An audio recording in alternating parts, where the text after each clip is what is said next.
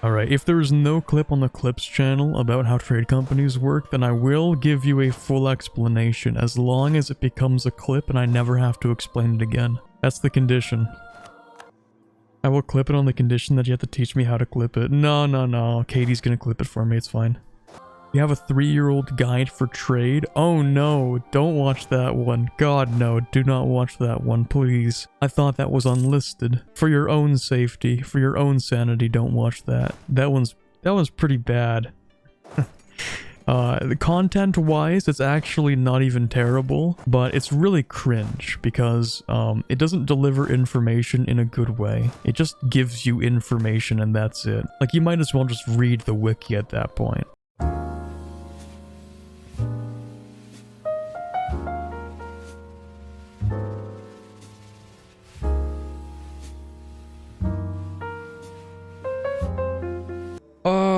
Did I just lock myself into explaining how trade companies work now? Darn, that's unfortunate.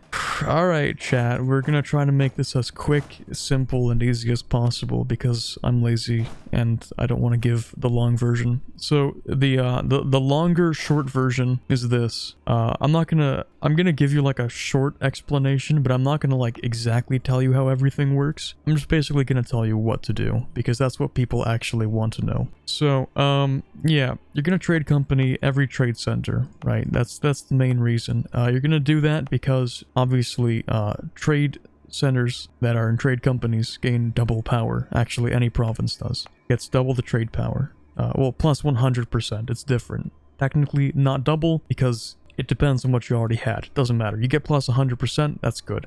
You want a certain amount of trade power to be held by provinces of the trade company to give you an extra merchant. It needs to be 51%. So that's why I try to make these into trade companies. So merchant, obviously really important. Another thing is, if you have a province in a trade company, then the state is considered part of the trade company in a way, because now you're allowed to make investments. Now, the thing about provinces in trade companies is that they lose out on a lot. How can I explain this? Let's see here. They lose out on a lot because this little modifier here, this says plus 75.9% goods produced. Now, this applies to provinces not in the trade company. In this trade node, this province gets 76% more goods produced. This province does, but not this one, because this is in the trade company. So you don't want to trade company everything, because then nothing is taking advantage of this goods produced modifier. Now this is a ridiculous goods produced modifier. I don't know how to explain this in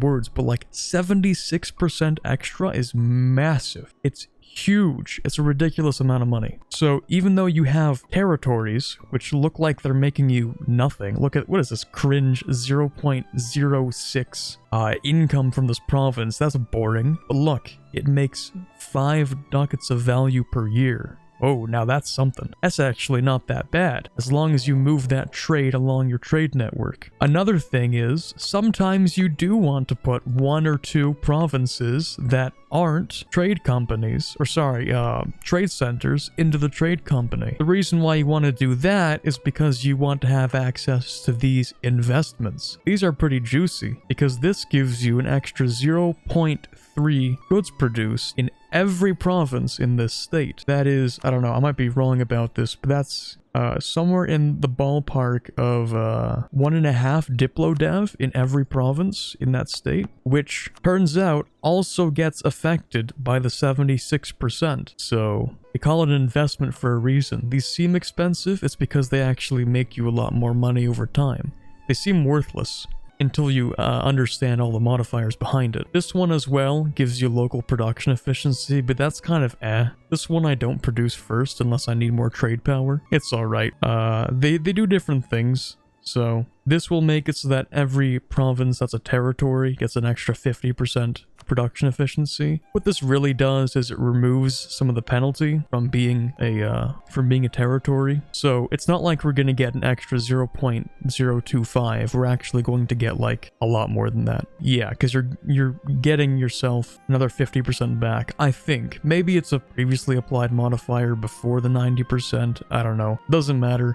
Generally, what I care more about is the goods produced, because that gives you trade, and that trade gets shuffled along to become a ridiculous amount of money like we have right here. I think that's like the easiest way to explain it. So if we have extra governing capacity, which we absolutely do not, then we could, if we wanted to, decide to put something like, I don't know, something worthless, something that sucks real bad. Let's say this province. Nah, let's go with this one. This one's terrible. A livestock 3-dev province, we put this in the trade company, and then these other provinces we can also give an additional basically 1.5 Diplo dev, further modified by the additional goods produced. You see why that's good? It also means that you want to put, generally, you want to put manufactories in these provinces too, because the way the game represents manufactories is a little bit of a lie, but it's okay. These numbers are correct.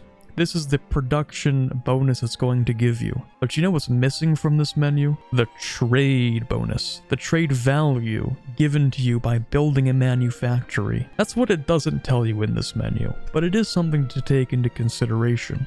For instance, I don't know if there's anything actually really good around here. Yeah, we got some copper, alright. So the reason this is actually not a bad idea is because we get 1 local goods produced copper. That is equal to 5 Diplo dev, right? Because each Diplo dev is 0.2 goods produced. So now it's like we have 6 Diplo dev in this one province. Then if we add this, it's like having 7.5 Diplo dev in this one province. But then if we add all the goods produced modifiers, then we're looking at, let's just say for the sake of pretending everything else is equal, it's an extra 76%. So I don't know what 76% of 7.5 is, but you're looking at, I don't know, what is that, an additional, let's say 5 dev. So you're looking at like 12.5 dev in a province, 12.5 Diplo dev value in a province from stacking all of that up. Now, meanwhile, the actual province itself is like 1 Diplo dev. It's 1 production dev, but the value you can extract out of it can be like 12.5, 13 or whatever, which is why you don't turn everything into a trade company. I think that's, yeah, the goods produced modifier does not matter according to the autonomy. Like, it's irrelevant.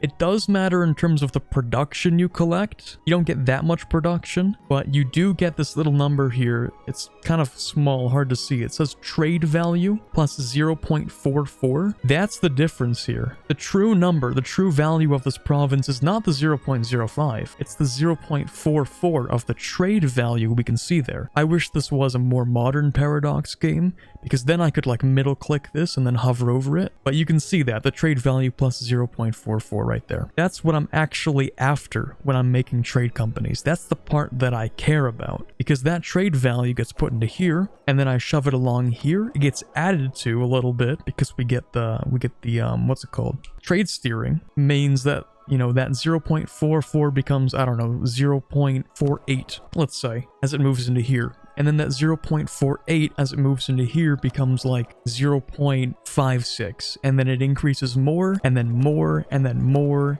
and then more, until it becomes like 0.8 or something from that one province. For reference, this one province here, let's make it a little easier to understand. Let's find just an okay province around here. So this province, with its 0.21 production and 0.15 trade value, ultimately, because it's in the English Channel, and because it's not going to get trade steering or a lot of goods produced increase, it's going to actually end up producing, through production and trade value, like a quarter of what that other province back here was going to give you. The difference is that you're going to collect tax in this province, and that you get manpower. So states are important because they give you manpower. Trade companies are important because they give you money. And that's the fundamental balance between having trade companies and having states. It's really, what do you need more of right now? Are you looking for money, or are you looking for manpower? And the problem is that it's more costly to your governing capacity to try to extract manpower out of your provinces, because you need to make them into states. There is one way to fix that. There are a few ways, actually.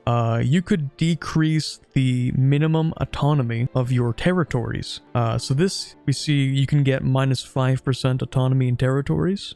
minimum autonomy. And what that means is you're actually getting an extra 50% out of your territories. Because keep in mind, your territories are at 90% autonomy. So your territories are giving you a tenth of their value. If you can get 15% of that value, that's an extra 50% from what your territories were giving you before. So that's why that's valuable. It's not nearly as good as a state, obviously, which gets down to 0%, but you know, if you're playing super wide, like I am kind of, it can give you a lot of value. There you go. I think that was a pretty long clippable segment right there, but I hope it's a decent explanation. And it took me a little while to figure that one out, so hopefully that was a digestible version of it.